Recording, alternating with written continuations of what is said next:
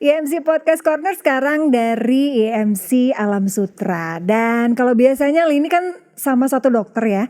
Sekarang saya mau ngobrol sama dua dokter sekaligus. Ada dokter Kevin dan juga dokter Margareta Aryani. Dua-duanya beda nih. Yang satu spesialis neurologi, yang satu spesialis ortopedi dan traumatologi, konsultan bedah tangan. Betul. Nah, ini lebih spesifik lagi nih, bedah tangan. Jadi ini pasti akan sangat menarik sekali ya Sobat IMC ya. Kita ngomongin spastisitas pasca stroke. Ngedengernya kayaknya udah pusing gitu ya. Udah mas stroke, udah sesuatu yang sangat menyeramkan ya dok ya. Ada lagi spastisitas. Nah ini kita akan cari tahu nih sama dua dokter ini ya. Oke. Nah spastisitas itu apa dok? Biar kenal dulu nih Sobat IMC.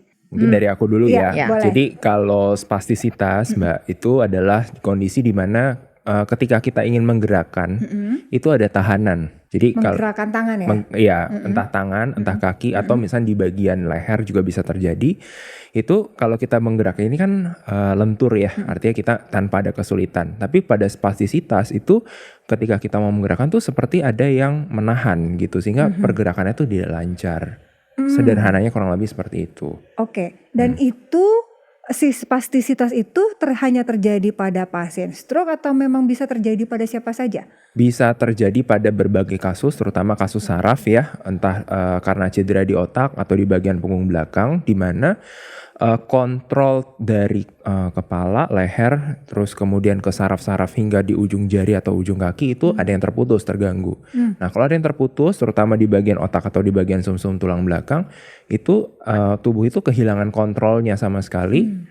Entah sebagian atau hilang sama sekali. Nah kemudian ya tangan itu atau kakinya tuh jadi bergerak sendiri dengan tonusnya itu yang tidak terkontrol gitu. Tapi kalau kita balik lagi ke judul tuh berarti hubungannya sama stroke itu pasca stroke berarti kan setelah dia mengalami stroke gitu ya. Itu bisa saja terjadi yang namanya spastisitas itu dok atau gimana? Tidak semua pasien stroke. Karena kan kita lihat dulu stroke itu ada yang derajatnya ringan, sedang atau berat, Mbak. Kalau bergejalanya ringan mungkin dengan perbaikan seiring waktu ya dia akan balik fungsinya dan dia tidak akan mengalami gejala spastisitas. Nah, kalau stroke-nya gejalanya mulai sedang kemudian berat, apalagi ditambah kalau dia tidak menjalankan program fisioterapinya dengan baik, biasanya semakin cepat dan semakin berat gejala spastisitasnya atau kekakuan pada tonus ototnya. Oke, jadi terapi itu juga bagian yang sangat penting juga ya dok ya, pasca stroke ya dok ya? Betul, jadi kalau stroke akut mungkin kita bergerak bagaimana supaya datang ke rumah sakit lebih cepat. Tapi kalau dalam penanganan jangka panjang mungkin ini orang berpikir, aduh kalau saya datang ke rumah sakit mungkin cuma mengambil obat atau fisioterapi. Atau juga pasien-pasien saya juga mengatakan, aduh kalau fisioterapinya kok tidak terasa ya. Tidak, mungkin yang dibayangkan kalau datang dengan kursi roda pulang bisa berjalan. Tapi dengan tindakan fisioterapi itu perlahan demi perlahan itu kita menjaga satu supaya pergerakannya itu dengan benar, kemudian ototnya tetap terpelihara, termasuk otot itu nanti ada tendonnya, tendon itu tempat perlekatan dengan tulang, tendonnya itu tetap liat, tidak kaku, kemudian dia juga bagaimana akhirnya bisa berfungsi sebagaimana seharusnya gitu. Sehingga fisioterapi kalau terjadi pada stroke, saya akan menyarankan kepada pasien dalam 6 bulan pertama fisioterapi itu harus dilakukan dengan maksimal dan patuh sesuai dengan program. Oke, misal nih dok, ada pasien stroke gitu ya, terus dia rutin melakukan fisioterapi, apakah ini juga bisa meminimalisir datangnya si spastisitas itu? Akan sangat membantu Mbak, karena kalau pada orang dengan spastisitas itu seringkali apa yang dilakukan, misal terjadi kelumpuhan. Kemudian kan biasanya orang itu kalau misalnya dia dengan kursi roda, dia akan berusaha untuk melakukan postur seolah-olah tidak mengalami stroke.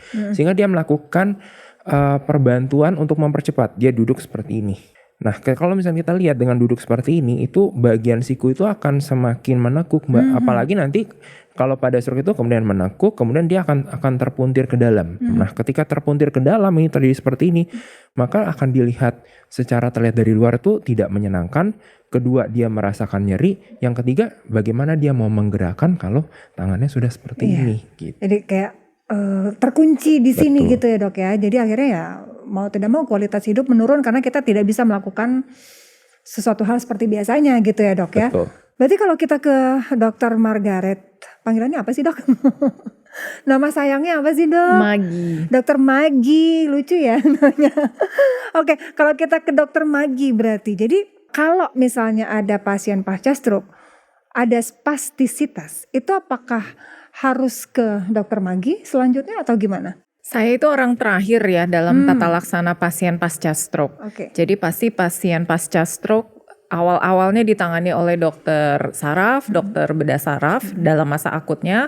Setelah lewat masa akutnya atau bahkan sembari akut itu juga sudah mulai dilakukan fisioterapi atau rehabilitasi medik, termasuk juga terapi wicara, pemakaian ortosis dan lain sebagainya. Nanti kalau sudah lewat 1 tahun dan ternyata masih ada gejala atau manifestasi yang sisa, terutama dengan tungkai atas, dengan spastisitasnya, baru mari saya lihat. Tapi kalau misalnya udah sampai ke dokter Magi ini berarti kan udah memang semua sudah dilakukan tapi ternyata masih harus ditangani lebih lanjut gitu ya dok ya. Ini sampai tahap seperti apa yang akhirnya oke deh saya harus ditangani sama dokter Magi? Pada dasarnya pasien kalau habis kena stroke ya, maka dalam 1 tahun pertama itu mereka kan melakukan terapi, pengobatan dan lain sebagainya. Biasanya dalam 1 tahun pertama itu masih kemungkinan akan ada recovery.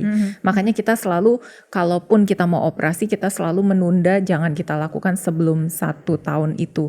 Karena dalam 1 tahun masih mungkin terjadi recovery.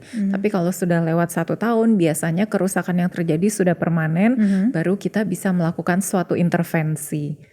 Terus sampai pada tahap apa gitu, sampai separah apa Iya, gitu maksudnya. betul. Oh iya, kalau ditunggu sampai parah-parah banget, kadang-kadang ada pasien yang spastisitas dan kontrakturnya cuman sedikit. Tapi kalau dibiarin nggak direhab, sama sekali nggak ditata laksanai, apalagi kalau dia stroke-nya berulang, itu akan bisa tambah parah ya, kontraktur atau deformitas dari tangannya. Maka tentunya itu akan semakin sulit ditangani. Bukan berarti nggak bisa, sebenarnya bisa aja, cuman jenis operasinya jadi berubah. Yang tadi awalnya kita bisa melakukan operasi soft tissue atau jaringan lunak saja, misalnya tendonnya kita kendorin, kita panjangin. Sekarang kita harus dengan deformitas yang sudah parah, mau nggak mau kita harus main tulangnya gitu. Jadi memang ada level-levelnya juga ya dok ya, Iya. tindakan operasi pun gitu kan. Iya. Jadi daripada kita menunggu sampai ke tindakan yang memang lebih berat lagi, kenapa tidak untuk dilakukan operasi yang lebih ringan di saat yang kita alami ini masih di stage awal gitu ya, kurang lebih ya dok ya. Iya. Oke, nah terus tata laksananya itu seperti apa sih dok? Ada beberapa teknik operasi ya yang bisa kita lakukan untuk pasien dengan spastisitas pasca stroke. Salah satunya adalah neurektomi. Jadi prinsipnya Neurektomi bahasa gampangnya ya, bahasa awamnya itu kita potong aja sarafnya gitu. Wow, Cuman kedengerannya gampang ya, tapi kan yang di rumah langsung serem gitu ya dok. Ya cuman makanya nggak sembarang potong, makanya namanya selective neurektomi atau bahkan hyper selective neurektomi. Jadi serabut saraf itu misalnya 1 untai saraf, dia kan akan bercabang menjadi banyak cabang. Nah kita sebagai operator kita harus menelusuri cabangnya sampai yang sekecil-kecilnya, sampai cabang yang paling akhir. Terus cabang-cabang itu kita potong sebanyak kurang lebih 70%. Jadi dengan demikian kita mengurangi jalur masuknya impuls spastisitas itu, sehingga respons spastisitasnya jadi berkurang. Oke. Tapi tidak lumpuh karena tidak semua sarafnya kita babat habis. Iya. Tapi bisa kembali normal dok? Nah kalau kita ngomongin bisa balik normal, jawabnya enggak. Enggak ya? Tidak. Iya. Daripada kita PHP ya dok ya. Iya. Jadi memang tidak bisa kembali normal, tapi tentunya akan memperbaiki fungsi. Betul. Ya. Oke. Ini kerjasama antara dokter Kevin sebagai spesialis neurologi sama dokter Magi spesialis ortopedi dan traumatologi ini dalam menangani pasien spastisitas pasca stroke ini nih seperti apa nih dok? Jadi mungkin lebih tergambar buat sobat IMC di rumah ya. Jadi biasanya orang kalau sudah mengalami stroke itu ya orang pertama dia malas kontrol.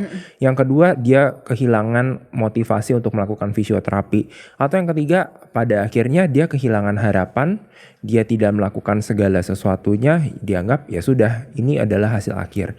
Nah, yang kami mau informasikan adalah kita mau memberikan suatu harapan. Artinya pasien stroke itu kita ingin melihat oke, mungkin tidak kembali 100% kembali seperti awal, tapi bagaimana kemudian ketika dia berfungsi dia bisa melakukan fungsinya secara mandiri. Sehingga inilah yang kita tawarkan. Kalau saya dari bagian saraf, saya tidak mengambil tindakan bedah, maka saya akan melakukan tindakan adalah penyuntikan dengan botulinum toksin. Botulinum toksin itu mungkin dengan segala brand ya.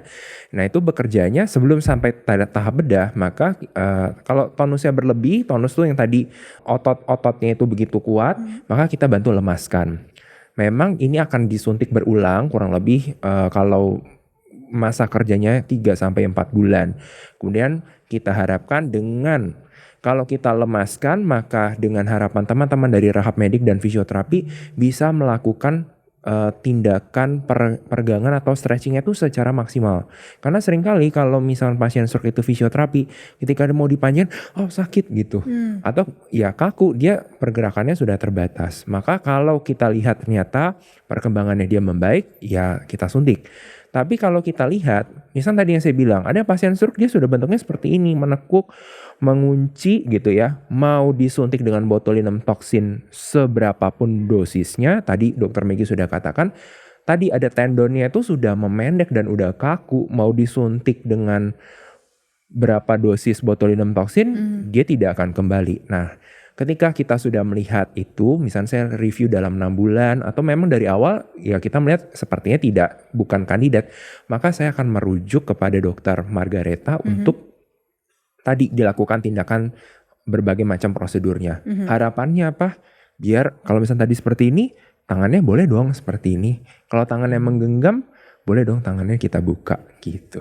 Oke, sekarang kita ada beberapa pertanyaan nih dok dari netizen ya. Jadi kita langsung bacain aja untuk dokter Maggie dan juga dokter Kevin. Fasilitas apa saja yang ada untuk pasien spastisitas pasca stroke di Rumah Sakit IMC Alam Sutra? Kalau di rumah sakit kami standar, kami ada fasilitas rehabilitasi medik. Di sana ada dokter rehab medik dan tim fisioterapi. Di sana mereka akan melakukan segala serangkaian tindakan fisioterapi. Kemudian di sini juga kita menawarkan layanan yang namanya suntik botulinum toksin tadi. Kemudian juga yang menurut saya spesial, tidak semua rumah sakit ada, adalah layanan ortopedi hand surgery tadi. Karena memang kalau berdasarkan guideline itu adalah pertama fisioterapi, kemudian suntik botulinum toksin, kemudian yang ketiga adalah pembedahan. Nah, kalau pembedahannya mungkin dokter Meggy yang bisa menjelaskan. Boleh dok? Gitu. Jadi pembedahan untuk spastisitas tungkai atas ya, sebenarnya nggak ada alat yang spesifik banget, canggih-canggih banget ya. Umumnya kalau selama itu cuman soft tissue procedure ya, cuman pembedahan urat, saraf, modalnya itu cuman gunting sama magnifying loop sama kaca pembesar. Sama tentunya kita harus ada yang namanya nerve stimulator supaya kita bisa memilih saraf yang tepat yang mau kita targetkan. Itu aja sih. Kalau emang sampai pembedahannya harus melibatkan tulang belulang, tentu saja sebagai rumah sakit yang sudah mempunyai tim ortopedi yang lengkap, alat ortopedinya juga sudah lengkap. Nah, itu dia ya. Jadi Sobat IMC, kalau mempunyai kasus yang mungkin sedang kita bicarakan ini bisa langsung hubungi Rumah Sakit IMC ya. Oke, next. Oke, pertanyaan yang kedua ini dok, ayah saya usianya 60 tahun dan sudah mengalami stroke. Terus sekarang memang tangannya ini tidak bisa digerakkan katanya gitu. Terus mulut juga mencong. Nah ini apakah ada terapi khusus yang bisa menyembuhkan ayah saya? Kalau tangannya tidak bisa digerakkan, kita lihat dulu berapa dulu waktu durasinya. Biasanya saya akan melihat dulu dalam 6 bulan. 6 bulan itu kita melakukan tindakan tadi fisioterapi maksimal, kita berikan obat, kita bantu pemulihan. Kalau dalam 6 bulan ada perbaikan, ya mudah-mudahan kita bisa maksimalkan. Tapi kalau tidak ada perbaikan, artinya memang kalau saya bahasanya tuh genset atau PLN-nya itu ya sudah tidak bisa memproduksi lagi gitu.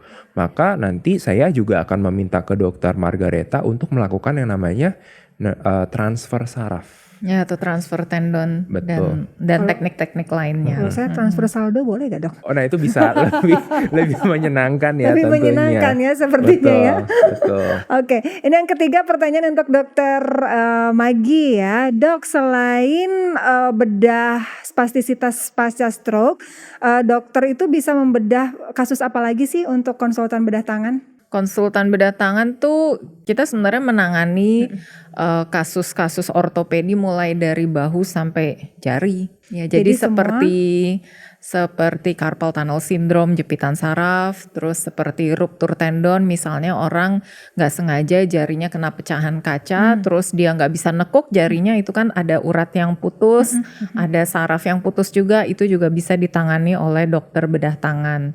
Contohnya yang lain misalnya cedera ligamen, misalnya cedera olahraga yang mengakibatkan robeknya atau rusaknya ligamen-ligamen di pergelangan tangan atau di jari bisa juga. Oke, jadi pokoknya semua permasalahan di tangan mulai dari bahu sampai ke jari itu udah teritorinya dokter Maggie ya? Ya. Betul ya dok ya? Berarti pasiennya lebih banyak ini dong dok biasanya karena cedera-cedera olahraga kah atau? Banyak sih kan nggak harus karena cedera olahraga. Yang kecelakaan juga banyak. Misalnya kecelakaan motor, terus tulang jarinya patah, itu juga bisa.